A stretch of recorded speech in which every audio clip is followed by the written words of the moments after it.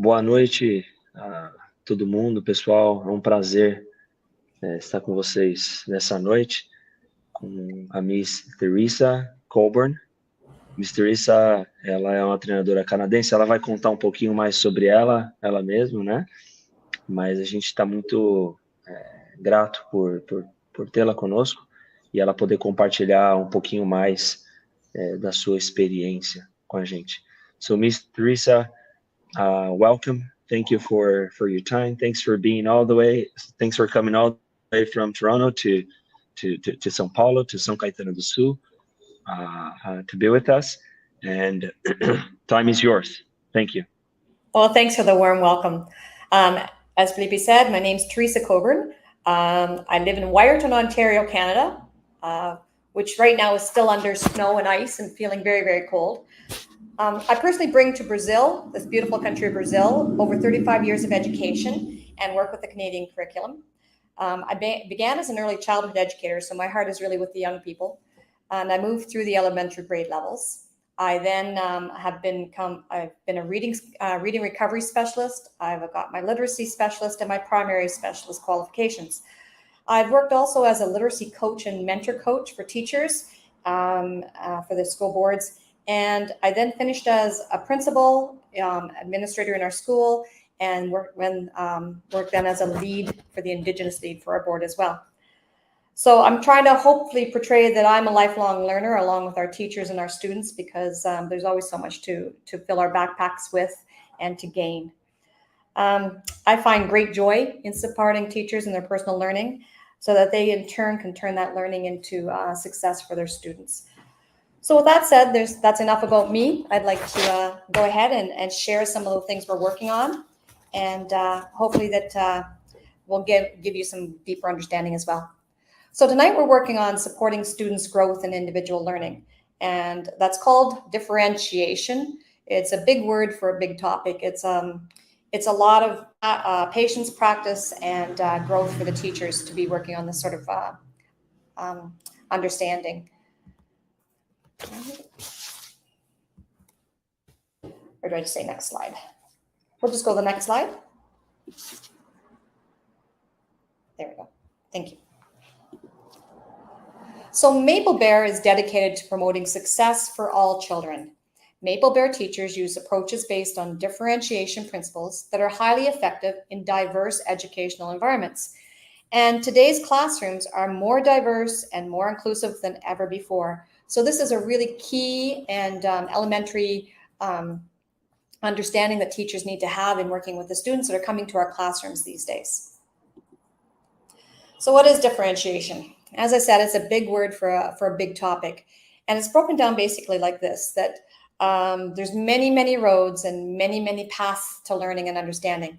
So some of those key components are that we need to know the learner. We need to assess the learner to know the starting points. We have to have adjustable and flexible assignments. We have to be using questioning strategies and different curriculum approaches. So as I said, many, many roads and many, many paths to understanding. It's like an individual fingerprint. If we look at our children that way, all students come to school with different gifts and talents and different challenges to a new learning situation. So teachers and the school need to understand the child's readiness, their interests, their learning style, and their experiences. Now that readiness really means where the student is on a learning continuum. A particular age does not mean that they're meeting a certain readiness level. So just because a student is in year one doesn't mean that they have met all the developmental readiness pieces for all the grade one materials. We need to fill those gaps and start where the student is. Interests, personal interests, are all wide and varied. Some students have a specific interest in dinosaurs. Some might be a specific interest in Sonic the Hedgehog. Others might be real nature buffs.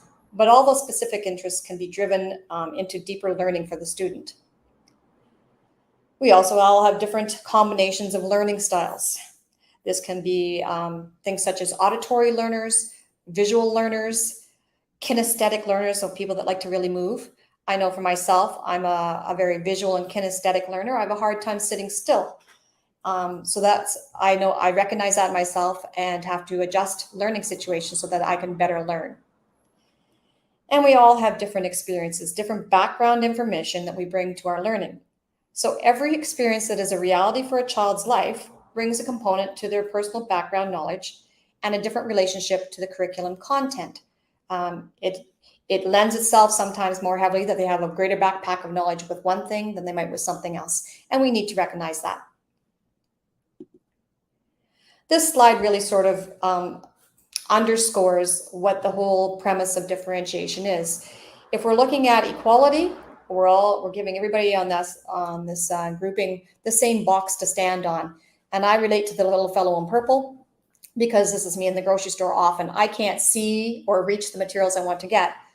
Equity would be making sure that the person that needs that height adjustment gets that height adjustment. That's equity. And this is the way we need to look at the way that we're approaching information and learning for the students in our schools. So there's the bold statement. The fairness is not sameness. It's equity, not equality. So often when I'm learning, I need to have a real life context to put it into so that I can understand what we're talking about. So what I'm presenting to you here is that in Canada, we have a gradated process for learning or for getting your driver's license. I'm not sure if that's the same for in Brazil, but we have a gradated process. You can't see me. See that, can't they? Oops, sorry. Having a little technical difficulties.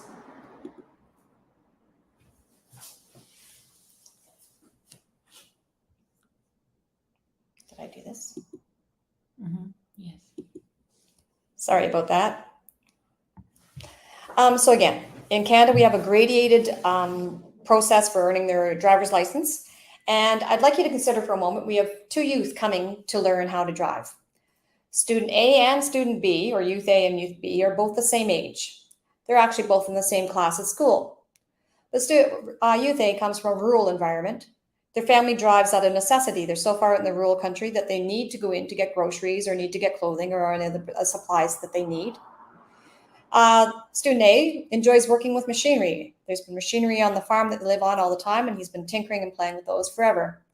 And their family owns a car, again, out of necessity. This is the way that their life goes. Student B, same age, same classroom, comes from an urban environment. And this is a really big reality where I live because we have students being bused in or students that can walk to school within the closest city. So an urban environment only uses public transportation, really enjoys graphic design creation, and their family does not have a car because they don't need one. They can get everything that they need for necessities via public transportation. So these two students that are coming to get their driver's license have different experiences, different background knowledge, and different interests. Both have the same goal, which is to learn how to drive a car. Now, I could just give them both the same driving manual, have them read that through, and expect them to immediately then drive the very same car and get the same result. Or I could provide each youth with the instruction they need right now. So student A is coming to this experience with a lot more background knowledge. So we might be going deeper into examining vehicle issues and repair, parallel parking perhaps, and multi-lane driving. Whereas student B really needs to know how to start and operate the vehicle for comfort level. They need to have familiarity with the way that the controls in the car works, and they need to begin moving into traffic. So both students have the same goal, the same outcome, same big idea, but they have very different learning paths, different focuses, and different supports, and they can both succeed. So differentiation is for all students. It's a student-centered approach, which is foundational to Maple Bear methodology. It is presenting different paths to understanding content. It's getting to that, oh, now I get it point.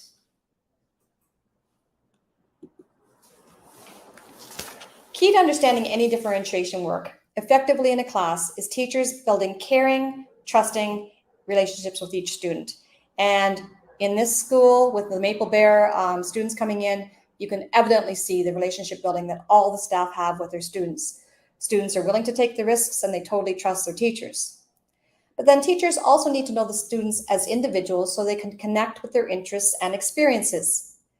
They need to assess the students so that they know the beginning points and can meet with the students where they are at their beginning point. And teachers have to establish routines and procedures within the classroom that will allow for differentiation, because without that sort of process down, that the students know exactly how to move through the classroom and monitor themselves, differentiation or beginning to adjust those things can be very difficult. So we'll break down differentiation. It happens when you vary the content, the process, the environment, or the product. Not all at the same time. These are all individual pieces, but those are the four major components of differentiation. So the content, this is the what. This is the knowledge, the understanding, and the skills the student needs to learn. It's based on the curriculum, and the teachers look at the big ideas and goals for that particular unit. Every unit in the Maple Bear program lists the big ideas and goals at the beginning of the program, and that is the focus for the instruction. The students will end up taking different paths and different roads to reach that understanding of that content. Differentiation happens when you vary the process. So this is different pathways, as I said, to the same goal. A gradual release of responsibilities. So I do, we do, you do. Letting the students gain mastery over a task so that then they can become independent with them. It's student-teacher conferences. So we know what the level of mastery is for the student. We know what their questions and wonderings are, and we can use manipulatives and different supports all the time. So the process is the how. The process refers to how the students make sense of the content. It involves practice, utilizing different learning styles, different groupings, different supports, and different focuses. It's building that understanding. So if we think of having a very foundational level of understanding, we're going to start adding building materials to that, scaffolding it up, supporting it all the way until we can put the roof on the top of the building and say, yes, we've got mastery of this. I now own it. I understand. Differentiation happens when you vary the product. This one's unique to a lot of people for a learning process in schools, because it's basically trying to figure out how we know what the children know, what the child knows. So we give them options for how they present. We give them choice, open-ended tasks, and multiple pathways. By that, I mean a child could present an understanding of a science concept with a building that they've created, a model, and they can then explain what they know. They might do an oral presentation because they're very comfortable explaining themselves and could tell you what they know. They might do a pictorial representation, drawing, because they are very adept at drawing and they can give you all the details that they know from the content area in that. We've had students that can do a dramatic presentation about what they've learned in a scientific concept. So that is the options for the pathways to demonstrate their learning, demonstrate their understanding. It's based on giving them options for how they can, and that choice level, which is very empowering for a person. Now, there are times when it has to be pen to paper. I need to know that you can write certain things so that you know how to form these certain letters or these certain words. But it's moving away that everything has to be a test pen to paper at the end to find out what a student knows. So the products refers to a way a student will demonstrate their understanding. This is authentic assessment. A student may present their knowledge in a report, as I mentioned, and do an oral presentation, create a graphic organizer, produce a varied amount of material, or even create a dramatic presentation. This is the focus on how do we know what they know, and it delves deeper into their learning styles and their comfort levels.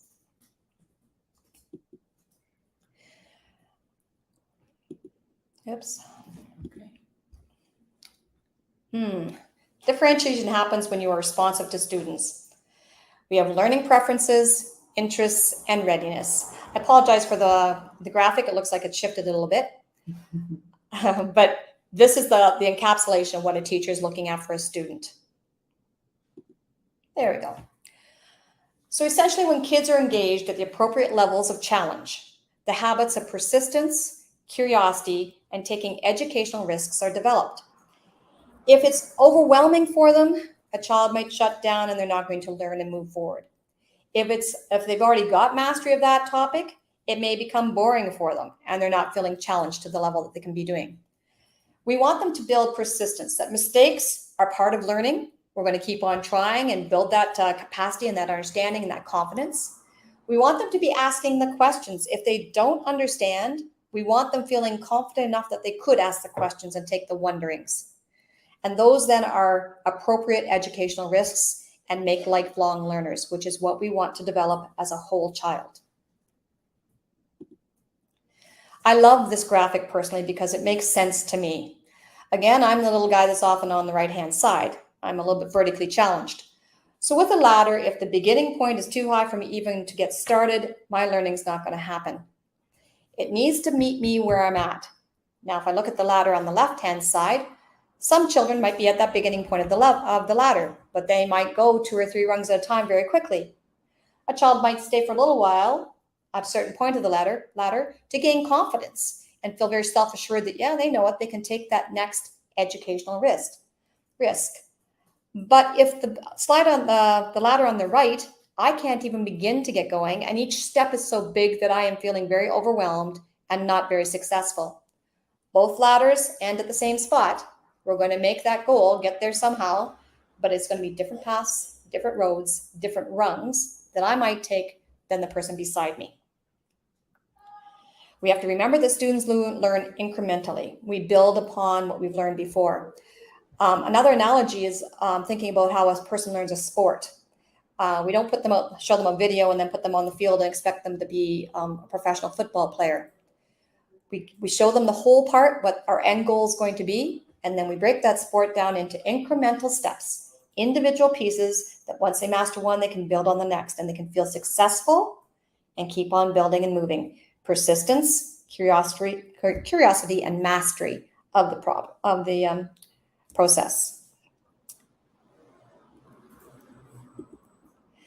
Now, it's also key to realize that differentiation is not about the teacher marking absolutely everything that the child hands in. It's not about a teacher creating an individual programming plan for every single student. It's not chaotic. It's actually very well organized and planned and deliberate. And it's not expecting the students to do the same activities, the same way, with the same resources, at the same pace. But differentiation is proactive. It's whole group, small group, and individual instruction. It's recognizing our students are all different and they do not learn the same way. Recognizing that there's going to be learning gaps. Valuing and respecting a student's starting point. These key pieces are what the teachers are working to practice themselves as lifelong learners and begin to deliver into their programs. It's complicated. It's a lot of pieces, but it's most beneficial for the students. This quote comes from Carol Ann Tomlinson, who is like the guru of differentiation. She's been studying this and looking into this for a very long time. And this quote speaks to me because it sort of says that we're getting eyeball to eyeball with the reality that kids are different. When I think about that, when I'm speaking to a student, we get down eyeball to eyeball to make the most effective connection. So differentiation is classroom practice that looks eyeball to eyeball with the reality that kids differ, and the most effective teachers do whatever it takes to hook the whole range of kids on learning. Now, I've just run you through a very quick, because that's the way I speak, compacted, intense instructional or delivery of what differentiation is. But it is truly the most effective way for meeting all of our kids where they're at and moving them to the next progressive level. This is the way I want all students to feel, that they are brave, they can take those educational risks and ask those questions, that they are strong, they can persevere and try again until they reach mastery of a topic, that they are fun, because learning is fun. Learning should be engaging and exciting and wonderful to watch and behold. That they are smart. They bring gifts and talents, each and every one of them. That they are kind, because that's the social being and emotional being that we're building, that we respect each other in our challenges and our strengths and we support one another. And that they are unique. Basically, why be the same when we can all be different? And that they are loved and respected. And that, I think I understand there's some questions, but that is essentially the presentation for tonight. Felipe, do you have questions? Or do I just answer here?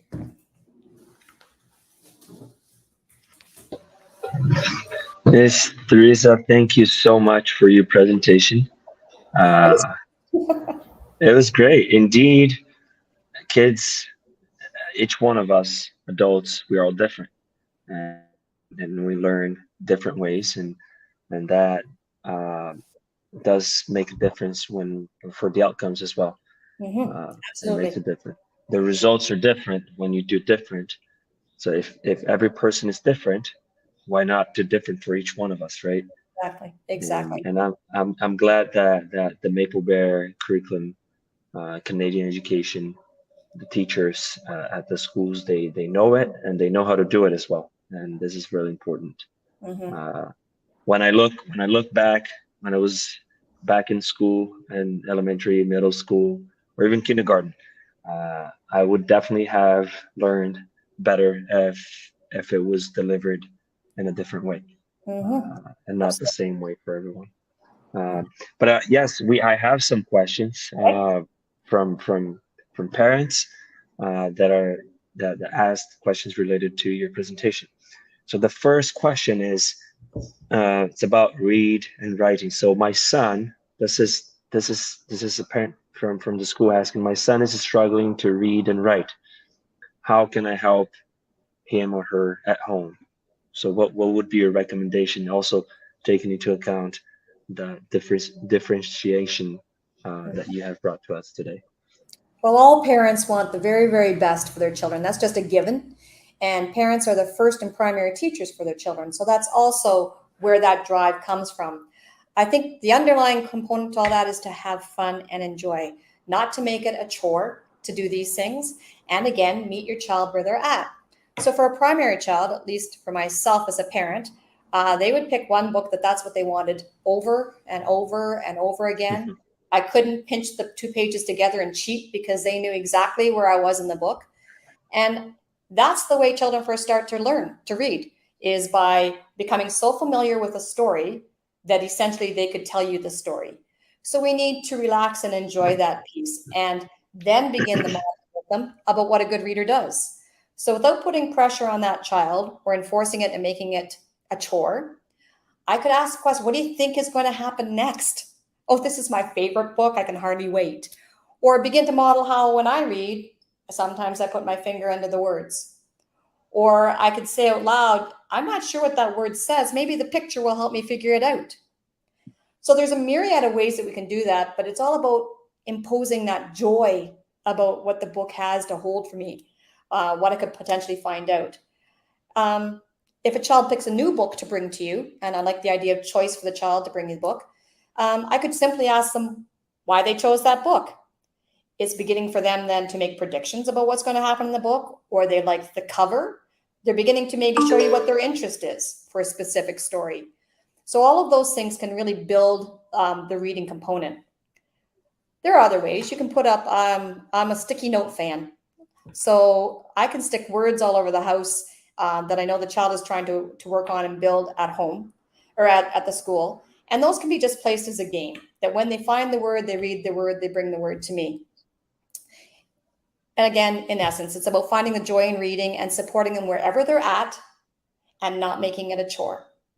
When I went to Teachers College in Canada, the one instructor that was working on our literacy skills for development always started with a read aloud of a picture book. So here's a group of adults totally engaged in this picture book. But then we could turn around afterwards and go deeper into what this picture book gave us. But the joy of hearing a beautiful story read by an adult who cares and loves you is just incredible. The writing component you can have fun with too. Again, making it authentic for the child, a purpose for writing. They can help you with a grocery list. They might only have the initial sounds for each word that you need. They might be able to put in a word. They can write thank you notes. They can write you secret notes. Put a place where I'm going to put a note to them, which is going to be reading, and they're going to answer a note to me. So again, just making it joyful, non-cumbersome, not stressful for the parent either. You don't want this to be a chore, and enjoy. So just a couple. That's great. That was great. That was great. Something that I and correct me if I'm wrong, but having the child choosing the book is going to get the child excited about reading, right? Mm-hmm. So Yeah. so my son, that's really happened. My son, a few months ago, he got into spiders. So he made us buy this book about spiders, and we read for months.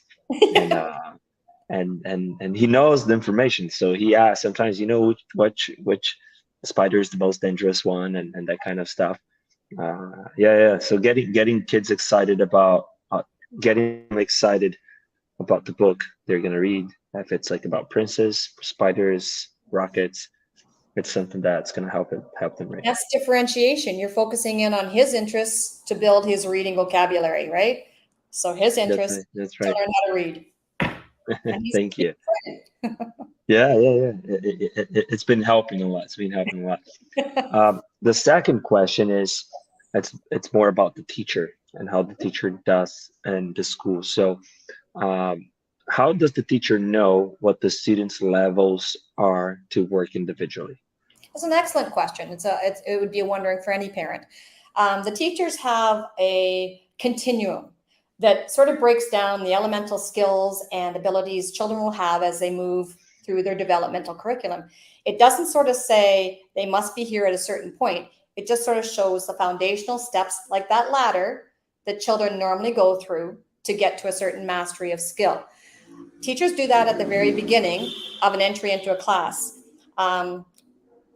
We do it because there's been a break through summer or their holiday. We do it because children tends to not remember everything that they left at the end of the year from before. So we need to make sure that we haven't got any gaps sitting there.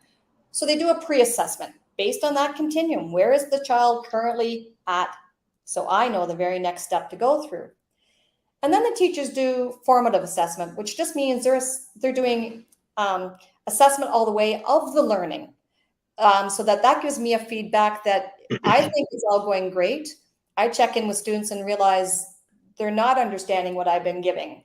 I need to switch up my teaching style or the delivery process to reach those students.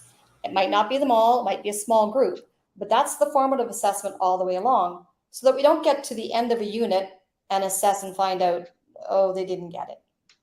So this helps build all the way along. It's like that scaffolding I talked about in a house. I need to be checking, having the building inspector come in and make sure things are all going along properly before we get to the top and find out we got a wiring problem. So those sort of things are happening ongoing with the teacher. They're doing that in small group sessions. They can do it with building a chart with the kids to find out background knowledge. There's a myriad of ways that they are assessing to find out. But the primary one is I need to know where the child's starting with this unit before I can build on that. That's nice. So the key would be, they are always assessing the kids. They're always to know where they are and what the next steps are.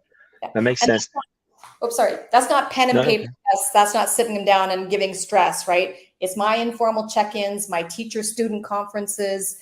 It can be games that I find out that they know something far beyond that I thought they knew. So I don't want people to think, or parents to think, that we're sitting them down into nice little rows and testing. The assessment is done in a much more informal way. Yeah, because every time, every moment while they're at this at Maple Bear, they are most of the time they think they're playing, right? Because it's a play-based methodology, but they're being observed and assessed, and this is really important. And I think that the third and last question goes along with how it is done at the school. So once the teacher assesses the students, they're going to be at some point doing different activities. within the same unit, the same big idea that they're working on. But the question is, will my child, my son, or daughter, always stay with the same group of people? So you have 10 students, let's say, and at some point they're doing an activity with another 2 or 3 of them. Are they always doing the activity with these same students? Again, that's a great question, great wondering. And the answer is no. Now, in a guided reading group, it is the same ability grouping, but that doesn't mean it's not fluid. I may be in this group and I get one of those aha moments and I jump up 3 rungs on my ladder and I've changed my group. It could be a mixed ability group that they're working in centers. And that's because students have a great way of telling each other what they're supposed to know and putting it into kid-friendly language that they understand. So peers supporting peers or different ability groupings builds understanding as well.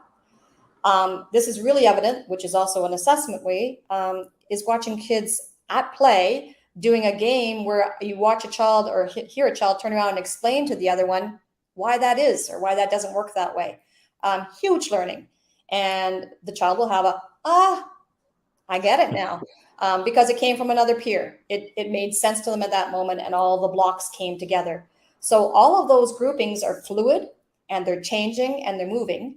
But for example, a guided reading group, this is right now where we need, we have a strategy we're working on and we are in the same ability grouping. But that in itself is fluid and changes. And can I say that as they are paired, for example, some abilities they are in the continuum, what is expected of them, they are ahead of other students, and some other abilities they are behind. So for certain kinds of activities, they're going to be paired different with different students. Does that happen as well?